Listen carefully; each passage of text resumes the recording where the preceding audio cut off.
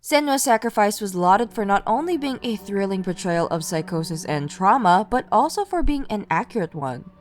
It told the story of a woman who went through hell, fighting off her inner demons to reunite with her lover. Senua's story was one that starts with a tragic past, ultimately leading to acceptance and healing. With the release of the sequel, Senua Saga, we see a continuation of Senua's story. It is a story about what happens after you've come to terms with the demons that haunt you. It's a story showing that you continue to tackle and wrestle with your trauma even past your big breakthrough eureka moment. And while that struggle continues, there is still hope. So join us today as we talk about Hellblade 2 and how it beautifully portrays Senua's journey of healing. Before we move on, spoiler warning for both Hellblade 1 and 2, so if you're thinking of experiencing the game yourself, feel free to stop here. That shouldn't stop you from watching our spoiler-free review of Hellblade 2 though.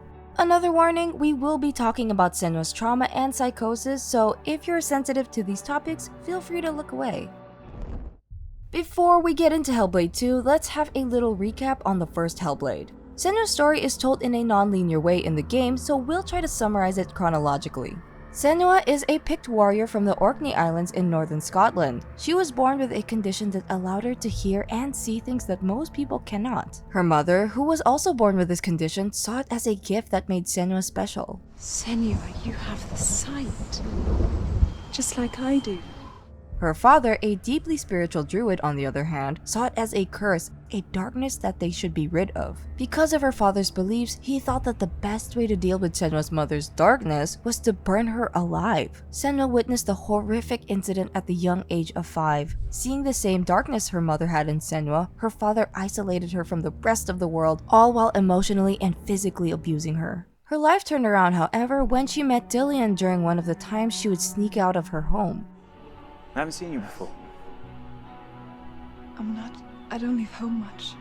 Oh, Zeno's daughter.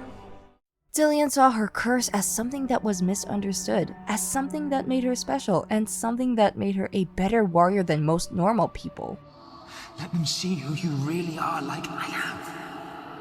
You're not a monster. The two fell in love, but their happiness was cut short by a plague that ravaged Dillian's village. Senua, believing this to be brought about by her curse, leaves on voluntary exile.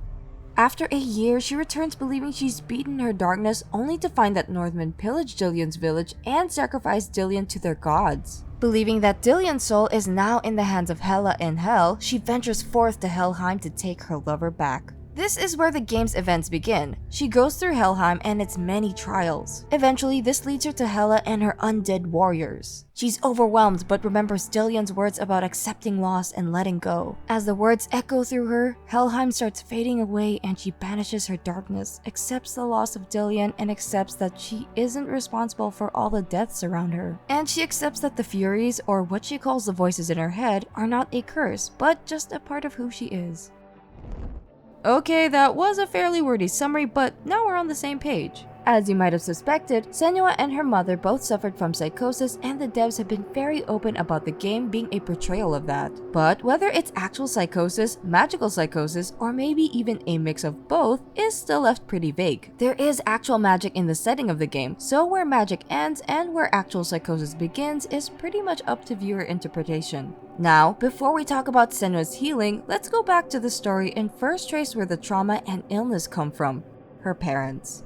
The story mentions that Senua's mother heard voices like Senua did. This makes sense because scientists widely agree that the emergence of psychosis can be attributed to some genetic factors. Early Psychosis Intervention, a source for general psychosis information based in British Columbia, Canada, states that it has been known for a long time that psychosis can seem to run in families. A study published in Cambridge University Press by Zwicker Donovan Wright and Uher backs this. Writing, molecular genetic studies show that thousands of common and rare variants contribute to the genetic risk for psychosis. Fusar, Poli et al. Even found genetic markers in the brain that could signal a predisposition to psychosis. However, genetics isn't the only determining factor of whether one will manifest psychosis. Environmental factors also play a huge role. Going back to early psychosis prevention, they proposed 3 reasons why psychosis runs in families. First, inherited genes that make them more vulnerable to psychosis. Second, they may have learned these behaviors through the parent going through psychosis, or both. Returning to Zwicker et al., their study looks at specific genes-environment interactions that could bring rise to psychosis. They could even point to one polymorphism in a certain gene that coincides with psychosis brought about by regular cannabis intake. A particular type of environmental factor strongly related to an increase in psychosis risk is childhood trauma. And sadly, that's where Senua's father comes in. He burned Senua's mother alive in front of her at the tender age of 5 and isolated her from the world, calling her cursed, a misfortune on everyone she meets. Happens when you listen to the voices of the underworld.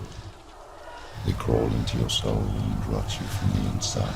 It's quite interesting to take the viewpoint of Senua's mother representing the nature factor in her illness, while her father represents the nurture component. You have to wonder whether the developers intended that or not. But how do these genetic factors and environmental factors play a part in the manifestation of psychosis? Early psychosis intervention provides a very easy to understand illustration of how that happens. Let's imagine a jar. Then we'll have the red balls representing genetic vulnerability and these spiky gotcha crystal looking things as environmental factors. People can have varying genetic vulnerability levels. Some start with higher and some start with lower. Environmental vulnerability factors such as trauma or substance abuse are added to the jar on top of the genetic factors. Once the jar is full, that's when psychosis manifests itself. We already know that Senua has a certain level of genetic vulnerability, and what we see throughout the game is stress, trauma, and loss, all piling up inside Senua's jar, leading to episodes of psychosis. Notice that the voices are most aggressive during the really tense parts of the game. Does it have eyes? It can smell us. It will kill you. It is looking for us. It knows. There's more of them.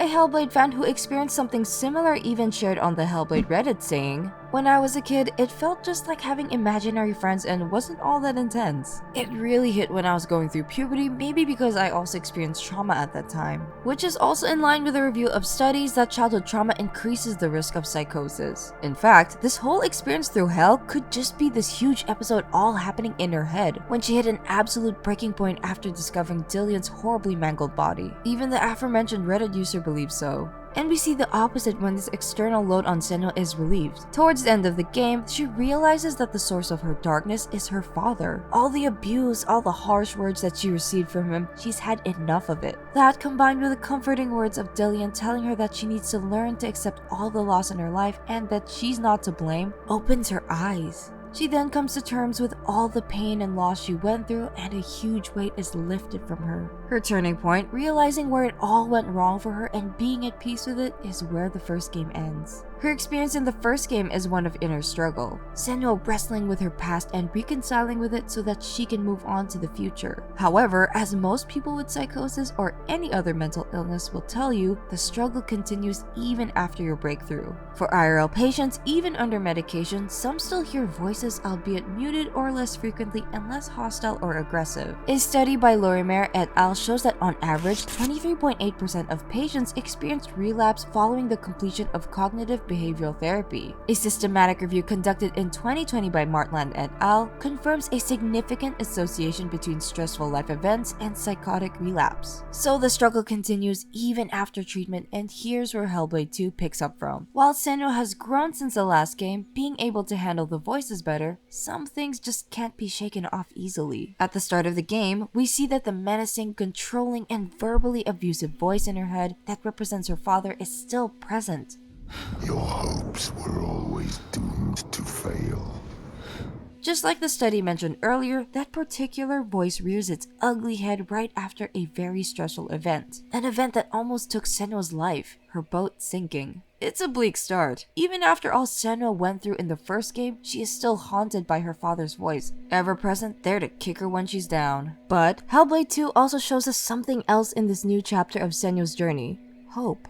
One of the biggest changes in Hellblade 2 is that this time, Senua isn't just alone in her head, dealing with the horrors of hell. This time around, she comes into contact with real flesh and blood humans. For the first time in the series, we get to see Senua interact with other people, and it really shows a different side of her condition. What's more interesting, however, is that we get to hear her voices talking to her during these interactions. It gives us an insight into what Senua thinks about being around people, given what she has been through this whole time. This brings us to the first person who welcomed her, Fargrimir. Senua saved Fargrimir from the brutal dagger and she promised to help him get rid of the giant that plagues his land. Fargrimir trusted her to do good on her promise even if he realized that she was different. And instead of shunning her for her condition, he saw her as someone who saw the world differently, and that unique perspective may just be what they need to take down the unstoppable giant. You are different. Somebody with the ability to look at the world and see what might be. You are special. Not what is.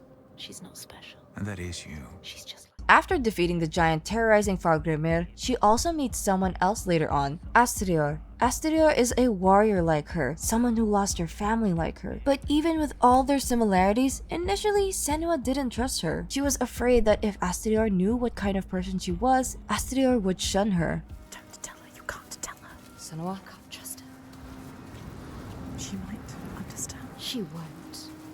But Astrior demonstrated that she still trusts in her ability to defeat the seemingly invincible giant. She showed Senua acceptance and kindness. The last important character in Senua's group is Thorgestr. While he was the first one that Senua encounters, it wasn't really a friendly meeting. You're fucking dead.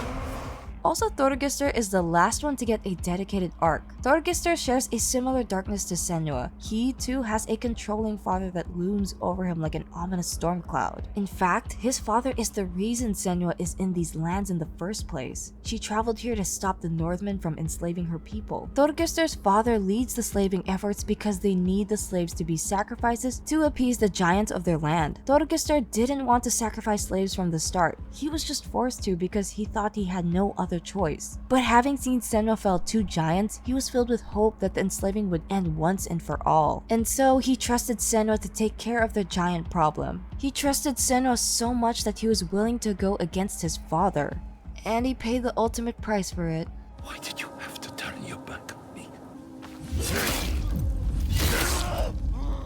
It's important to mention the relationship these 3 had with Senua because the way they interacted with Senua was crucial to her healing journey. In Senua's Psychosis, a mini documentary that detailed the making of the first game, the devs had a realization while working with the experts and patients. They said, "Quite often, the illness comes not from the symptoms, but from the stigma, isolation, and mistreatment that comes about from the rest of society." Isolation and social mistreatment plays a huge part in what makes psychosis such a horrible thing to experience. In a way, it turns into this awful cycle of symptoms leading to social isolation, leading to aggravated symptoms, which leads to more social isolation, and so on and so forth. All this happens when what they really need is the presence of people supporting them through their illness. A study by Bjornstad et al. Saw that interaction with friends is a positive predictor of clinical recovery, going so far as recommending friendship interaction as a form of cost-effective intervention. Senua finding camaraderie in these 3 is such an important part of her journey towards recovery. After years of being isolated, after all the abuse from her father, and after losing the one person who loved her despite her condition, being able to find other people that she can trust was crucial, maybe even the most crucial part of Senua's character development. And it's not just people with psychosis that benefits from social support. It's an important part of building resilience, which will help not just with psychosis, but overcoming a variety of other things like trauma and depression. Moreover, it's not just the fact that they're there and they accept Senua that helps her do better. Interestingly, her helping them also helps her in return. It proves to her and to them that she's strong, she's capable, and she's useful. Social recovery therapy, or SRT, is a type of cognitive behavioral therapy that aims to improve social and vocational skills, encouraging them to thrive in a community. Promoting optimism, agency, and positive belief in self and others is a big focus of SRT. They do this through carefully designed behavioral experimentation. These experiments are meant to serve as proof to the individual that they're capable, instilling a sense of confidence. A study by Fowler et al. Shows that SRT does wonders for someone with psychosis. More people in the treatment group were able to find employment compared to the control group. A number of people in the treatment group also exhibited being more hopeful. In a way, Senua, just by virtue of helping the people she meets along her journey, engages in a sort of self-imposed SRT. Her actions prove that she is capable, and it goes into this feedback loop of achievement, affirmation, leading to more achievements. All this accumulates into the final scene. She fights with the darkness within her, the ever-present influence of the trauma her father instilled in her. She exhibits all of the positive outcomes that SRT is meant to promote: optimism, agency, positive belief in self and others, and hopefulness. Senua's journey is a long and difficult one, and even after all this, we doubt Senua's truly out of the woods yet. Recovery from trauma and mental illness isn't just something that goes away. For a lot of people, trauma is something that constantly stays with them, especially if they've gone through something as spirit-breaking as Senua has. But again, there is hope. Her psychosis might still be there, but she knows how to deal with it better. It might be there, but she has people now by her side. It might still be there, but she has gone through worse and came out alive, and she can do it again. Whatever lies ahead for Senua, she's more than well equipped now to handle it. She can face it with her head held high and with her hands pushing her ever forward. Thanks for watching our video! The dev team did a wonderful job telling Senua's story, and we hope that our little discussion has given you more appreciation for the amount of thought that they put into Senua's character. Like if you liked and subscribe for more video game related content. This has been Game8 signing out.